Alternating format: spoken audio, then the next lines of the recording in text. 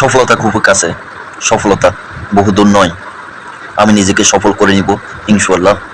আল্লাহ তাআলা যদি আমাকে কিছুদিনের জন্য বেঁচে রাখে। আমি চাই সফলতার পিছনে কি কি থাকতে পারে, কত ধরনের কষ্ট থাকতে পারে, কত ধরনের শিক্ষা থাকতে পারে, সেটা আমি দেখব ইনশাআল্লাহ। আমার নিজেকে সফল করতে আমি যতটুকু চেষ্টা করতে হয় চালিয়ে যাব, করব ইনশাআল্লাহ। চেষ্টার কখনো বিকল্প হয় না, চেষ্টা আমাদেরকে করতে হবে।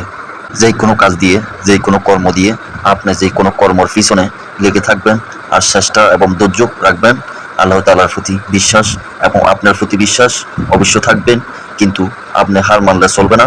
অবশ্যই আপনাকে আমাকে সফল হতে হবে ইনশাআল্লাহ। যখন ফিরিস্তারা আল্লাহ তাআলাকে জিজ্ঞাসা করলেন, হে আমার রব, আপনি পৃথিবীতে সেরা কি তৈরি করছেন?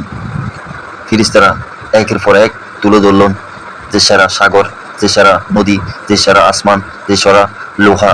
কিন্তু সব কিছু আমার আল্লাহ তাআলা বলছেন না। কিন্তু আমার আল্লাহ তাআলা একই কুদরতি জবানে বলছেন, আমার মানবজাত, আমার বন্দারাই সেরা। কেন বলছেন? যে সব কিছু যদিও সেরা হতে পারে, কিন্তু সব কিছুরে পরিচালনা করবেন আমার এই বান্দারা। এই জন্য আমাদেরকে বলছে আমরাই সেরা। আমার আল্লাহ তাআলা যেখানে বলে দিয়েছেন তোমরা পারবে, তোমরাই সেরা, এখানে আপনার আর আমার আবেগ থেকে আমরা ইনশাআল্লাহ পারবো। আমরা আল্লাহর উপর বিশ্বাস, নিজের প্রতি বিশ্বাস, এবং কি যে কাজে আমরা সফল হতে চাই সেই কাজের প্রতি আগ্রহী থাকতে হবে আমাদেরকে ইনশাআল্লাহ।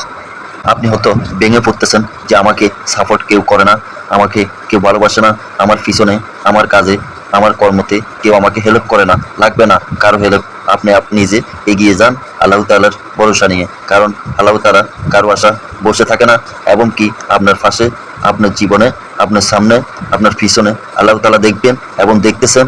কি করবেন কি করবেন না, আপনার জীবনে কি আছে কি নাই সব কিছু আল্লাহ তাআলা জানেন।